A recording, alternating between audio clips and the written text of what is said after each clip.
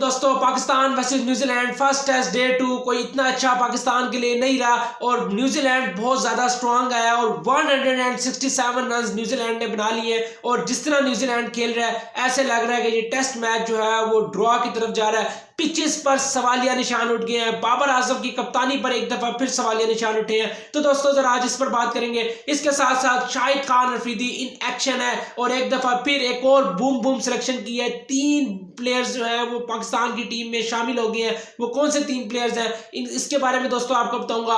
हारिस रऊफ की इंजरी की अपडेट है वो आपको बतानी है। शाहीन अफरीदी की इंजरी की अपडेट है उसके बारे में आपको बताना है। और साथ साथ रमीज स्पीक्स के हवाले से बात करनी है। जो कल रमीज स्पीक्स पर आए हैं तो उस पर क्या कुछ हुआ है जरा उस पर भी बात करेंगे। तो अगर आप मेरे चैनल पे पहली दफा आए हैं तो वीडियो को लाइक लाजमी करें, शेयर करें, चैनल को सब्सक्राइब लाजमी करें और कमेंट सेक्शन में कोई भी सवाल है तो दोस्तों लाजमी किया करें। और आप लोग जिस तरह चैनल से मोहब्बत करते हैं, सपोर्ट करते हैं, इसी तरह अपनी सपोर्ट जारी रखें और वीडियो को लाइक भी लाजमी किया करें। तो दोस्तों मैं आपको बताता जाऊं आज का जिस टाइम टेस्ट मैच स्टार्ट हुआ और बाबर आजम जब पहले ही ओवर में आउट हो गए टीम साउथी की तो ऐसे लग रहा था जैसे पाकिस्तान अब जल्दी आउट हो जाएगा। लेकिन वहां पर मैं क्रेडिट दूंगा आगा सलमान को जो इंग्लैंड के खिलाफ भी सीरीज में बिल्कुल नीचे आते थे और उन बेचारों को मौका ही नहीं मिल रहा था सही।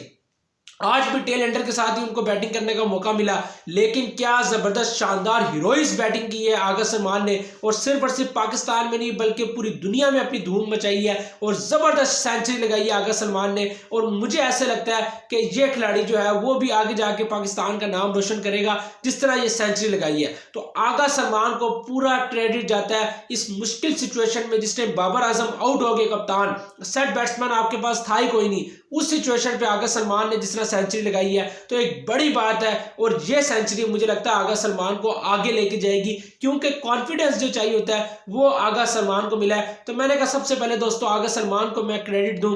और साथ साथ दोस्तों मैं एक और बात करता जाऊं बाबर आजम के हवाले से। जिस तरह बाबर आजम ने 2022 में क्रिकेट खेली है, आउटस्टैंडिंग क्रिकेट खेली है और मुझे ये लगता है कि बाबर आजम उस फहरिस्त में चले गए हैं जहां पर ग्रेड्स यानी कि ग्रेड्स की जो फहरिस्त है उसमें अब बाबर आजम का नाम भी शामिल हो गया है क्योंकि बाबर आजम बड़े बड़े ग्रेड्स के रिकॉर्ड तोड़ रहे हैं। चाहे वो फिर रिकी पॉन्टिंग हो, मोहम्मद यूसुफ हो, विराट कोहली जैसे प्लेयर्स के रिकॉर्ड तोड़े हैं। तो दोस्तों ये कोई मजाक नहीं है। इसके अलावा बाबर आजम ने जितने बड़े बड़े रिकॉर्ड्स बनाए हैं इस पर तो एक प्रॉपर शो होगा इस टेस्ट मैच के बाद। मैं आपको बताऊंगा दोस्तों बाबर आजम ने क्या बड़े बड़े रिकॉर्ड जो हैं वो सिर्फ और सिर्फ इस साल 2022 में अपने नाम किए हैं तो इस पर मैं आपको बताऊंगा। लेकिन दोस्तों जरा मैं बात कर लूं आज के टेस्ट मैच पर बाबर आजम की गलतियां जो हैं वो पाकिस्तान को ले डूबी। और सबसे बड़ी गलती वो था रिव्यू।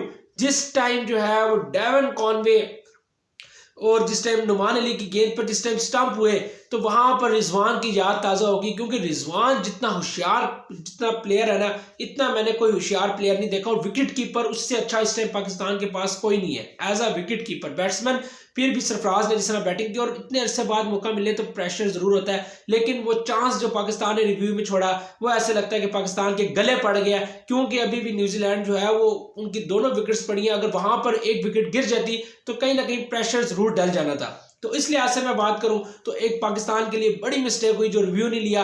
ओवरऑल अगर मैं बात करूं तो मीर हमजा भी बहुत ज्यादा अंडर प्रेशर थे और किसी भी बॉलर को ना हमें एज अ कॉम सिर्फ 6-7 ओवर्स पे जज नहीं कर लेना चाहिए। 400 प्लस विकेटें हैं उसकी फर्स्ट क्लास एवरेज में तो आप उसको मौका तो दो, उसको एक आधे स्पेल उसको 1-2 ओवर्स खेलने का बॉलिंग कराने दो, 1-2 स्पेल तो उसको कराने दो, फिर आप मीर हमजा को जज कर सकते हो क्या मीर हमजा अच्छा बॉलर है या नहीं। इतनी जल्दी जज कर लेना ये भी मुझे लगता है गलती है।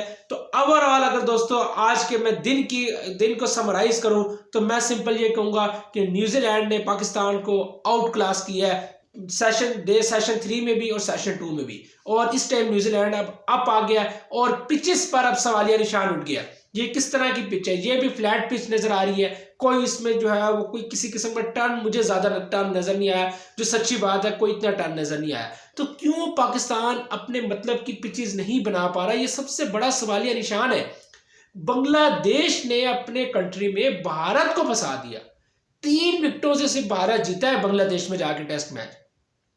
तो अगर बांग्लादेश एशियन कंडीशंस में जहां भारत स्पिन का बादशाह है उस कंडीशन में अपनी पिचेस पर फंसा सकता है, तो पाकिस्तान अपने घर में क्यों नहीं स्पिनिंग ट्रैक बना सकता। तो ये एक बहुत बड़ा टेस्ट मुझे लगता है नजम सेठी का और ये सिलेक्शन कमेटी जो आई है इसका भी है कि ये लोग क्या करते हैं। सबसे बड़ा टेस्ट जो है वो इस टाइम नजम सेठी का है कि पिचेस के हवाले से नजम सेठी क्या करते हैं। क्या पाकिस्तान जो है वो टेस्ट मैच अपने घर में इसी तरह हारता रहेगा या ड्रॉ करता रहेगा, या पाकिस्तान जो है वो सीरियस लेगा। तो दोस्तों ये बड़ा सवालिया निशान है और इसका जवाब जो है वो नजम सेठी ही दे सकते हैं। इसके अलावा दोस्तों जो एक और अपडेट है वो है हारिस रऊफ के हवाले से। तो हारिस रऊफ की जो इंजरी थी दोस्तों उसके हवाले से मैं आपको बताता जाऊं, हारिस रऊफ पूरी तरह रिकवर कर गए हैं और हारिस रऊफ अब वनडे सीरीज के लिए अवेलेबल है। तो एक बहुत ही अच्छी बात है कि हारिस रऊफ इंजरी से जो है वो रिकवर कर गए, और मैं तो ये कहूंगा कि हारिस रऊफ को एक आधी सीरीज और भी रेस्ट दे दो, क्योंकि जितना उस बंदे ने 2 साल से खेला है पाकिस्तान के लिए, ऐसी लग रहा था कि वो अकेला ही सिर्फ बॉलिंग कराने आया है। तो आप लोगों को चाहिए कि उसको एक आधी सीरीज और रेस्ट दे दो ताकि वो पूरी तरह रिकवर हो जाए। इसी तरह शाहीन अफरीदी ने भी जो है इंटरव्यू दिया और शाहीन अफरीदी ने कहा कि बहुत मुश्किल है कि मैं इस सीरीज में खेलूं, हालांकि मेरी इंजरी कुछ बेहतर हुई है लेकिन फिर भी शाहीन अफरीदी का यही कहना था कि बहुत ज़्यादा मुश्किल है कि सीरीज़ में खेलूं, और ऐसे ही लगता है कि शाहीन अफरीदी भी जो है वो एक आधी सीरीज़ जो है वो रेस्ट करेंगे ये वाली सीरीज़, और आगे पीएसएल के लिए लगता है ये कि शाहीन अफरीदी भी मुकम्मल दस्तयाब होंगे। तो मैंने कहा दोस्तों ये अपडेट दूं। अब सबसे बड़ी जो अपडेट है वो है रमीज स्पीक्स के हवाले से। कल एक तूफान मचा है सोशल मीडिया पर, और जिस तरह कुछ लोगों ने तनकीद की है, कुछ लोगों ने तारीफ की है रमीज राजा की, लेकिन दोस्तों अगर मैं बात करूँ तो रमीज राजा का टेन्योर की अगर मैं बात करूँ ओवरऑल टेन्योर रमीज राजा का बेहतर था, लेकिन गलतियां जरूर हुई हैं रमीज राजा साहब से भी, खसूसी तौर पर सिलेक्शन के हवाले से। मुझे ये सबसे बड़ा कंसर्न है वर्ल्ड टेस्ट चैंपियनशिप को जिस तरह पीसीबी के चेयरमैन से लेके नीचे तक सब ने जिस तरह आसान लिया है, ये पाकिस्तान की सबसे बड़ी मिस्टेक थी और इसके कसूरवार रमीज राजा है, क्योंकि वर्ल्ड टेस्ट चैंपियनशिप का फाइनल हमारे पास एक गोल्डन चांस था जो हमें हर सूरत खेलना चाहिए था। और मुझे ये सबसे बड़ा दुख है कि रमीज राजा ने क्यों नहीं वर्ल्ड टेस्ट चैंपियनशिप को सीरियस लिया, और पाकिस्तान ने अपने हाथों से जो वर्ल्ड टेस्ट चैंपियनशिप जाने दी है ना, इसका मुझे बहुत ज्यादा दुख है। और इसके कसूरवार मैं रमीज राजा को टकराऊंगा, क्योंकि पिचेस अपने घर में नहीं सही बना सके तो इसका कसूरवार रमीज राजा साहब है। सीधी सी बात है, जो मर्जी है आप ये को चीजें नहीं थी हमारे पास, क्यों नहीं थी? अगर आपके पास ये सारे मटेरियल नहीं थे कि आप अच्छी पिच बना सको तो आपने फिर क्यों पाकिस्तान में मैचेस कराए? आप फिर दुबई में मैचेस कराने देते। आपने जब फाइट की कि हम अपने मुल्क में मैचेस कराएंगे, तो आप अपने मुल्क में सबसे पहले आप ग्राउंड बेहतर करो, आप अपने पिचेस बेहतर करो कि इंटरनेशनल क्रिकेट हम खेल सकते हैं जो हमारे फेवरेबल है। वरना फिर दुबई अबू धाबी में मैचेस हो रहे थे, हम वहां पर जीत जाते और हमें वहां पर पॉइंट्स मिल जाते। तो ये एक बड़ी मिस्टेक है रमीज राजा साहब, सॉरी टू से। आप अब जो मर्जी आकर के, लेकिन जी आपको गलती माननी पड़ेगी। कल जिस तरह आपने नजम सेठी के वाले से कहा कि रात 2 बजे खबर मिली है मुझे कि मैं चेयरमैन बन गया और रमीज राजा साहब को हटा दिया गया, तो मैं इस चीज़ को कोई नहीं डिफेंड कर रहा कि ये बड़ी अच्छी चीज़ हुई है, लेकिन मैं ये ज़रूर कहूँगा कि आपके चेयरमैन होते हुए पाकिस्तान वर्ल्ड टेस्ट चैंपियनशिप के फाइनल नहीं खेल सका, और इसका कसूरवार रमीज राजा साहब मैं आपको टकराऊंगा, क्योंकि आपकी वजह से पाकिस्तान जो है वो पिचेस नहीं सही बनी। जब पिचेस नहीं सही बनी तो फिर जो है वो फ्लैट पिचेस आपने बनाई। ऑस्ट्रेलिया के खिलाफ आपने सीरीज हमने अपने हाथों से जाने दी, इंग्लैंड के खिलाफ सीरीज हमने अपने हाथों से जाने दी, और उसके बाद हम वर्ल्ड टेस्ट चैंपियनशिप से बाहर हुए। तो इसके कसूरवार रमीज राजा साहब हैं। तो दोस्तों मैंने कहा इन तमाम चीज़ों पर बात करूं,